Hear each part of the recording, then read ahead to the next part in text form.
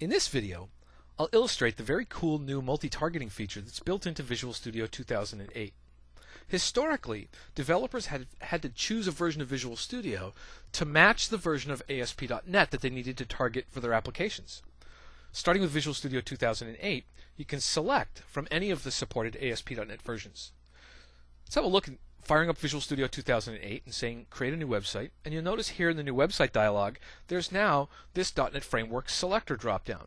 We can choose .NET Framework 2.0, which is the one that shipped in conjunction with Visual Studio 2005, .NET Framework 3.0, which was the one that shipped in the Vista timeframe, and .NET 3.5, which is the Orcus or 2008 timeframe.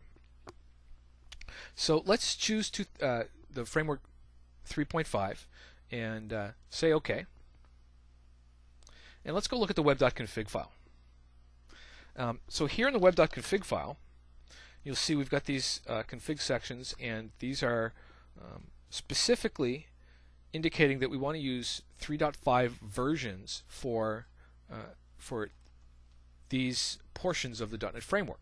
Now, by way of background, let's go and see a little bit about how this machine's web server is configured. So let's go into IIS Manager, and we'll look at our default website. And let's go check out the handler mappings for this website and look at our ASPX extension. And ASPX extensions, by default on this machine, are configured to be processed by the 2.0 version of the .NET Framework. So let's go look at the install directory for our .NET Framework. And you'll notice, by the way, that I have all of the versions of .NET installed here: 1, 1.1, 2, 3, and 3.5. And our web.config files in our applications inherit from the machine.config file. And since this machine is configured to use 2.0 by default, let's go into the config section of the 2.0 installation and look at the machine.config file. So here you can see all of the possible config sections, and all of the ones in the machine.config file are version 2.0. So that means that our application is overriding those to use the 3.5 versions. And the web.config file gets modified for us just by changing the selection in the website properties.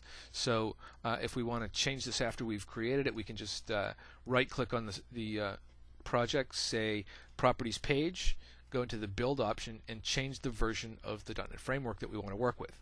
Before we do that, though, let's go ahead and look at what, to me, is the more important aspect of this feature.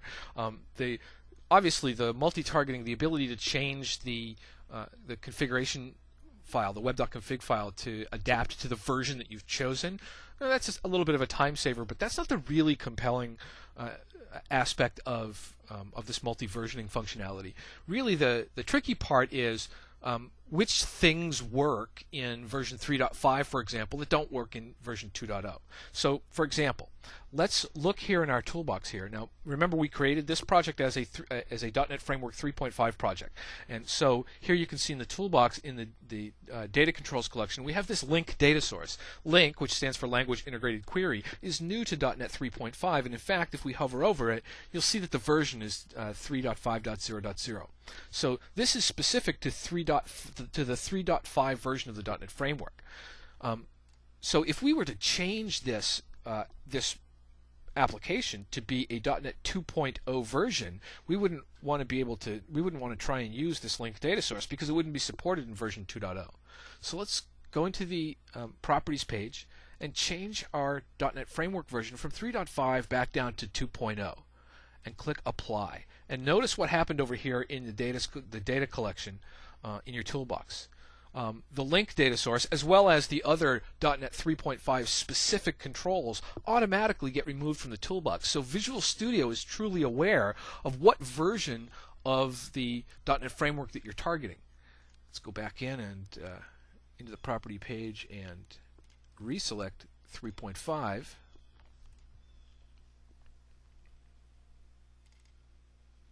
Check out the web.config file to see that, in fact, they are still there.